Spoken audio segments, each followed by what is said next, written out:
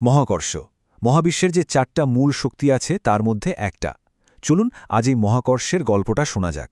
একটা সাধারণ আপেল পড়া থেকে শুরু হয়ে কিভাবে এটা আজ পুরো মহাবিশ্ব বোঝার চাবিকাঠি হয়ে উঠল সেই জার্নিটা একবার দেখে আসি।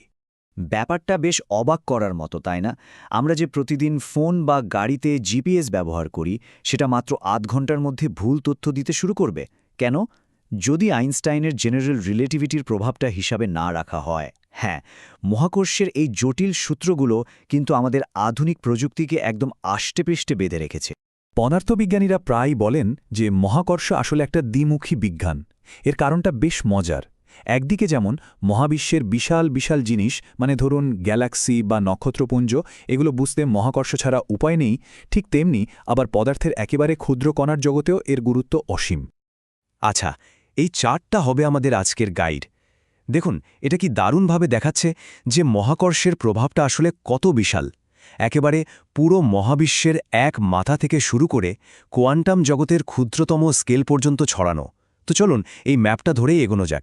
এবার ভাবুন তো পদার্থের একদম ভেতরের কণাগুলোর কথা, যেমন ধরুন ইলেকট্রন বা প্রোটন। এদের মধ্যে কিন্তু দুই ধরনের বল কাজ করে। একটা হলো তড়িৎ বল, মানে চুম্বকের মতো, আকর্ষণ বা বিকর্ষণ, আর আরেকটা হলো মহাকর্ষ। এই যে স্লাইডের সংখ্যাটা দেখছেন, এটা আসলে দেখাচ্ছে যে মহাকর্ষ বলটা তড়িৎ বলের থেকে ঠিক কতটা দুর্বল।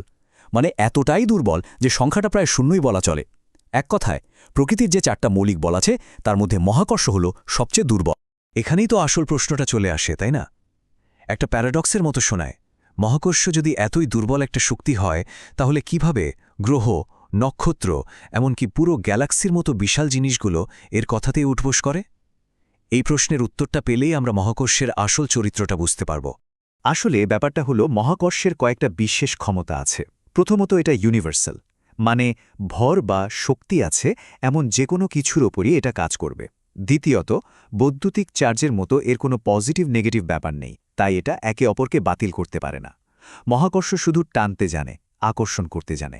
আর সবশেষে এর পাল্লা হলো অসীম, মানে যত দূরেই হোক না কেন এর প্রভাব ঠিকই থাকবে। আর এই কারণেই সবচেয়ে দুর্বল হয়েও মহাবিশ্বের বস কিন্তু এই মহাকর্ষই। চলুন এবার একটু টাইম ট্রাভেল করে অতীতে ফেরা যাক, মহাকর্ষকে প্রথমবার গণিতের ভাষায় বাঁধার সেই যুগে।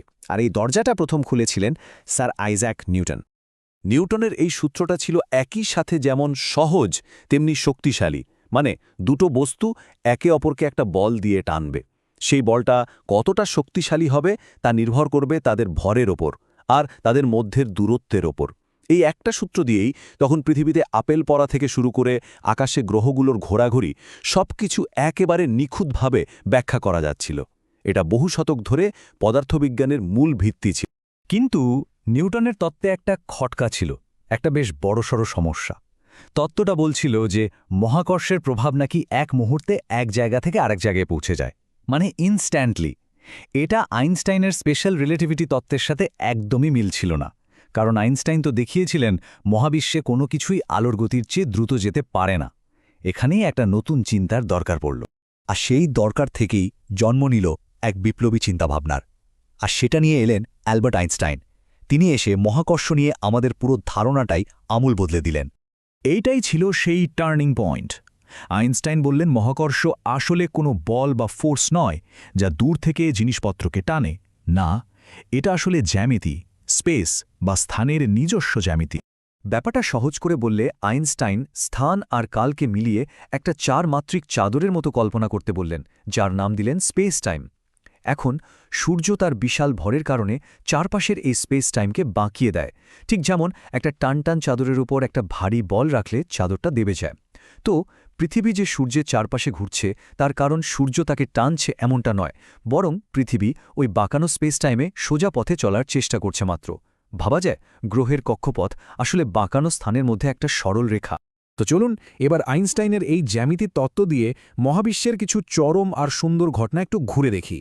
আইনস্টাইনের জেনারেল রিলেটিভিটি খুব সুন্দরভাবে ব্যাখ্যা করে যে একটা বিশাল নক্ষত্রের জ্বালানি যখন ফুরিয়ে যায় তখন কি ঘটে। তখন মহাকর্ষের প্রচণ্ড চাপে ওটা নিজের ভেতরের দিকেই ভেঙে পড়ে।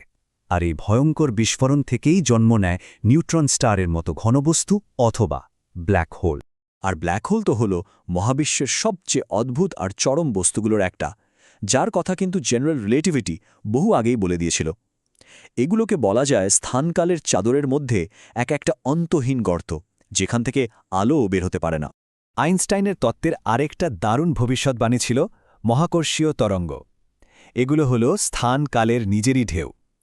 যখন দুটো ব্ল্যাক হোল একে অপরের সাথে ধাক্কা খায় বা মিলে যায়, তখন এই বিশাল ঘটনাগুলো পুরো স্পেস টাইমে একটা ঢেউ তৈরি করে, আর সেই ঢেউ মহাবিশ্বের এমাথা ওমাথা ভ্রমণ করে আমাদের কাছে সেই ঘটনার খবর পৌঁছে দেয়। আর সবচেয়ে বড় কথা কি জানেন, আজকের দিনে আমরা মহাবিশ্ব নিয়ে যা কিছু জানি, মানে কসমোলজি, তার পুরো ভিত্তিটাই কিন্তু আইনস্টাইনের জেনারেল রিলেটিভিটি। বিগ ব্যাং থেকে শুরু করে আজকের এই প্রসারিত মহাবিশ্ব, এর অতীত, বর্তমান, ভবিষ্যৎ সবকিছুই এই একটা তত্ত্বের ওপর দাঁড়িয়ে আছে। কিন্তু এত সফল একটা তত্ত্বেরও একটা সীমা আছে।